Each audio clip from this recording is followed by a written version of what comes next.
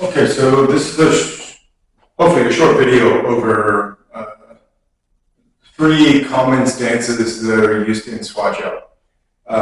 It's a good idea to at least get a basic idea of these before starting the forms or the belt cracking exercises, even some of the apparatus, and even the Tao. They're all functionally built the same. It's how I'm rotating my body, we'll say. So the first one is, you can call it a mountain climbing stance, bow stance, forward stance. It's all commonly the same thing. So I'm going to start from here. So the stance itself, if you notice, my body is in a line this way, and my knee is not really locked, but it's pretty closed, but not locked out. And my front knee is and my shin are in a straight line. I'm trying not to push into my knee. And if you see from my shoulder to my ankle, somewhere in a straight line. Also the width in between my legs. I want to have it what we would call like a horse stance, right? Like a width like this, right?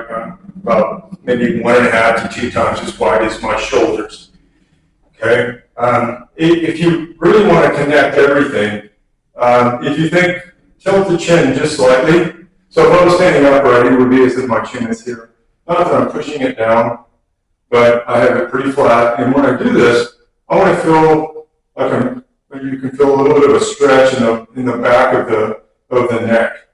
And when I do this and I push the top or the crown of the head up, I want to try to make this connection from here to the bottom of my foot. So it looks like this. Some people that do these stances, instead of being in this gait like this, right? You see me from a line, it's this straight line. What they're doing is they end up doing like this.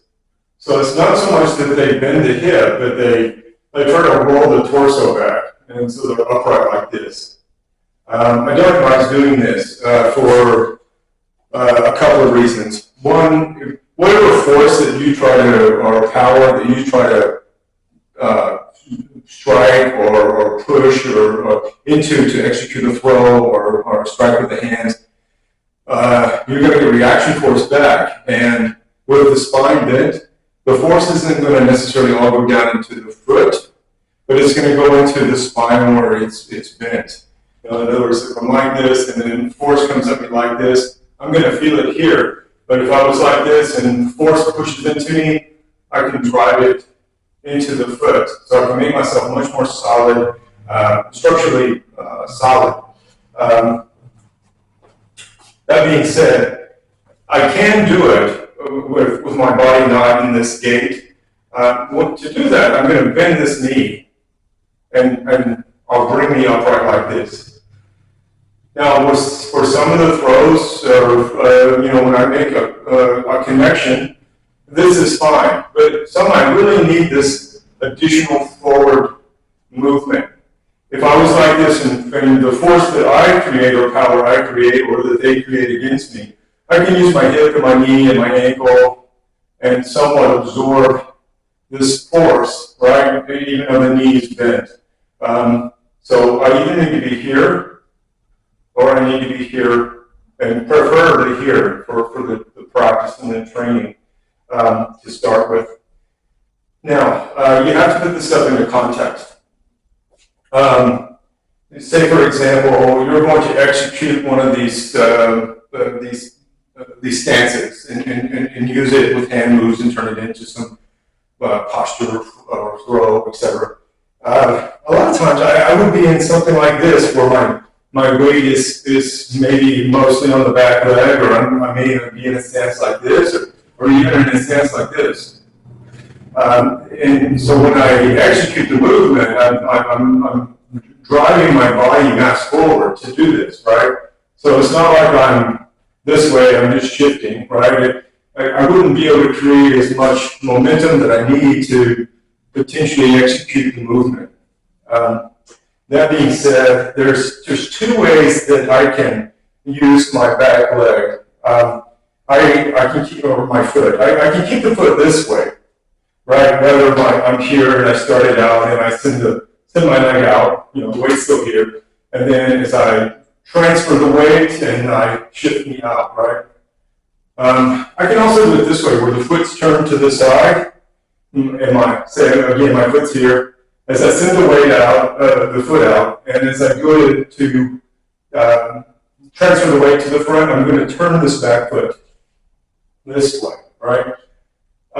The problem with doing that, a lot of people are used to doing a narrow stance like this, and they're used to rotating on the foot to generate power. Well, you see kind of how as I rotate it, my heel goes back, but because the leg is over the top of me, it's easier to use it to turn the hip.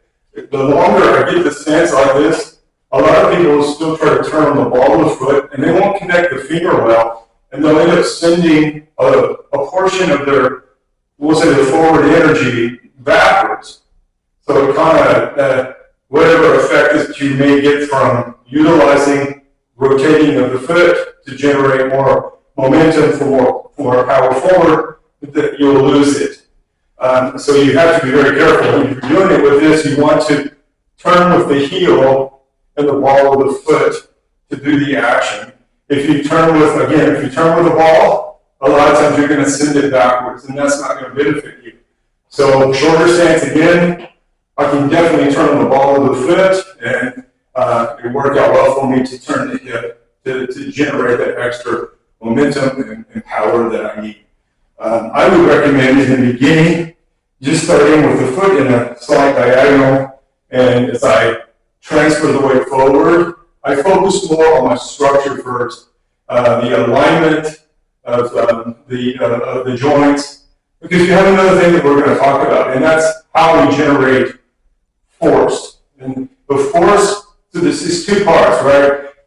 There's the momentum that's coming forward that's going to help me to generate power, right? And then there's the rotation of the abdominal muscles, the upper and the lower portion, along with the hip and the lumbar and the abdominals, in which to give me this additional power. If you see, it's not about the hand, but it's about this twisting action. The hip is going to stay pretty much fixed. Not like a boxer, right? Say a boxer's here and he rotates, right? He will punch from here, but to complete the punch, he's going to twist from his body, right? A baseball player, he rotates until the hip starts to become flat across the front, and then he finishes with the abdominal, the lumbar, the obliques, the core muscles themselves. You can say the same thing about tennis, football, any sport where you're executing some type of, you're striking something or with yourself.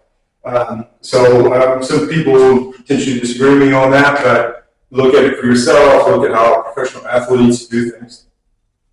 Okay, so again, the first stance is, you can call it a bow stance, mountain climbing stance, forward stance.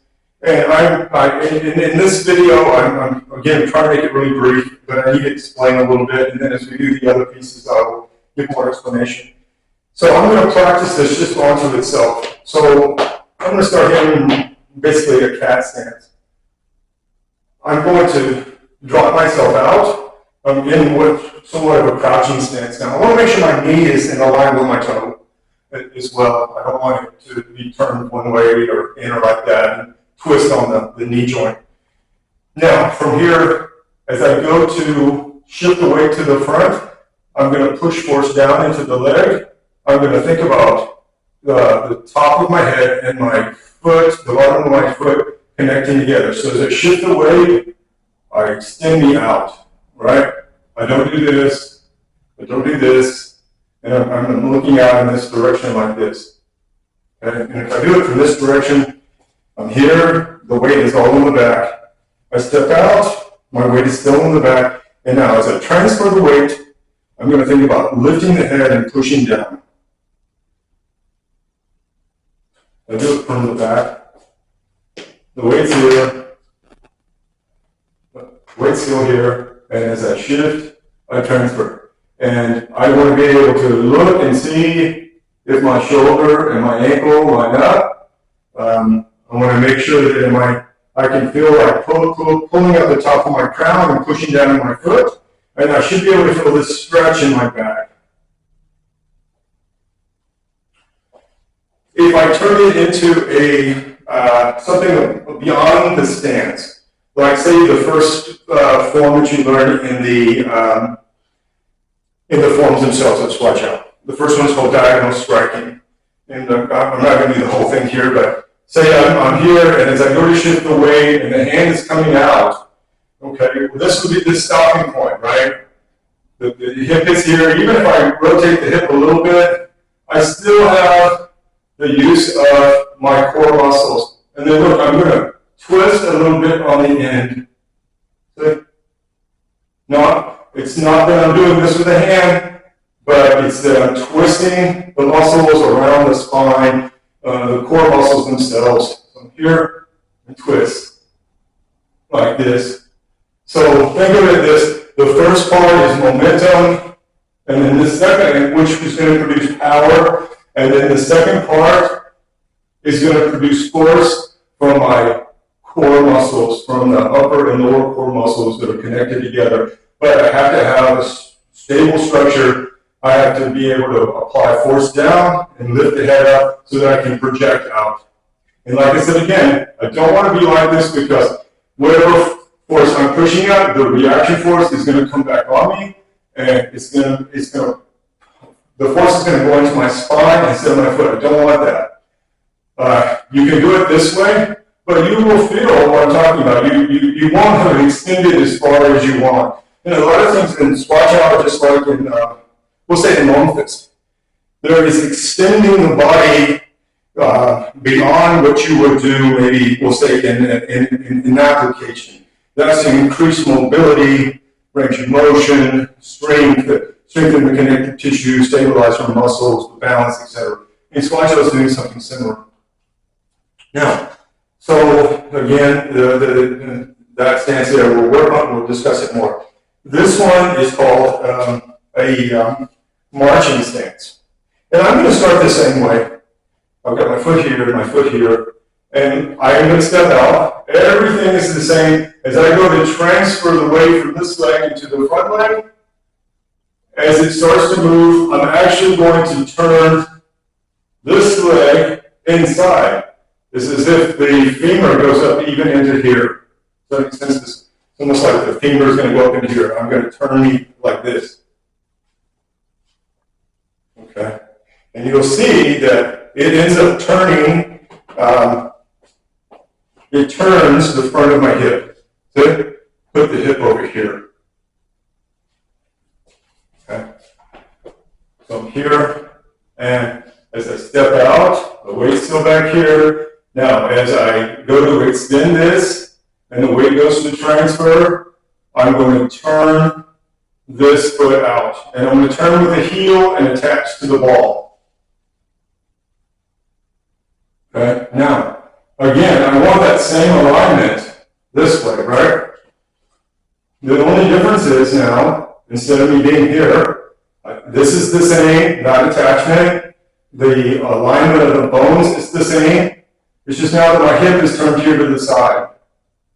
Okay? And if I do it from the back side, I'm here, and as I go to transfer the weight, I'm going to use this to open the hip and turn this foot. Okay? And again, I should be here, and think. Don't push the forehead out. If you do, it'll round the lower back. Think you're lifting up the crown of the head, and it'll help you to keep your torso straight and the foot's turned. Now, just like with the forward stance and me twisting the core to get force out of the action, I'm doing the same thing with this, right? I'm here, as the weight shifts and I turn the foot out. When the hip is here, I can twist on the hip and get some force out of the core muscles. I need to keep this knee bent. Some people tend to want to straighten this out, and they'll raise the back heels. Remember, keep pushing down and then lifting up like you're stretching like this. Right? So here again, I step out, and as the weight goes to transfer, I'm going to turn the femur and the hip and the foot. And then again, if I wanted to add additional force, I would twist with the core muscles. Okay? And then the last one that really looks like this move, like marching, but it's called Steven stance. So, say I'm here again, and to reiterate the turning of the back foot, I can do this too. The foot's flat, it's pointing out like this. This one's this way. As I rotate on this foot to try to give me additional momentum or some additional power. As I turn this, I turn this. I can turn it back.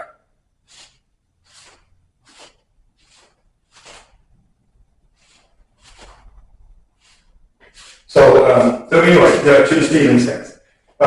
So we can do this in a bunch of different ways. I can move forward with it, or backwards, or side to side. So I'm going to do it like this. I'm going to kind of start on a high horse, and I'm going to step behind the other foot.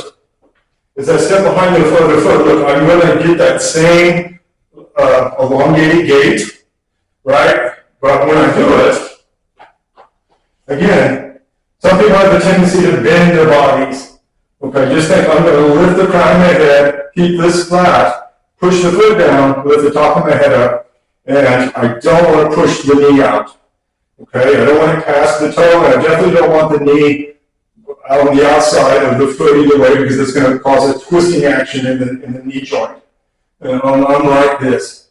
Okay, and now I can look this way down, and a lot of actions are going to want me to do that. As I step, I'm going to try to keep me in a straight line, and I'm going to look. How I'm going to look is by twisting the core muscles.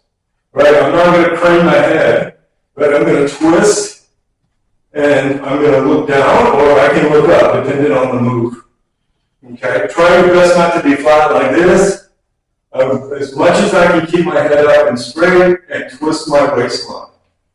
Right? So he's here, and I twist, and I can look down, or I can look up. But again, don't bend the head, don't turn the body, like bend the body like this, but twist the waist, push the leg down, lift the head up, stretch the back, make sure the front foot is firmly on the ground. I'm not overdoing it, I'm not pushing the knee out from side to side. And the back foot, I want it straight, but I don't want it locked, right? I don't want to lock it out. Now, I can put it over here, even bigger and wider out. It's really dependent on what the move is that I'm trying to execute.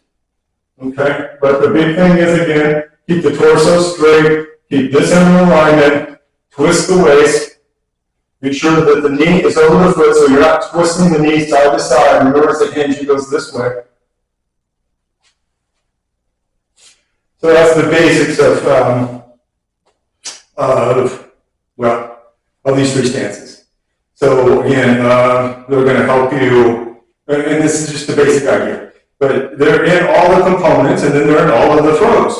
You really need them. You need to be able to develop the mobility and the range of motion with them, the balance that it takes, the strength to hold them, the awareness of the core muscles that you need, etc. So anyway, hope you liked the video.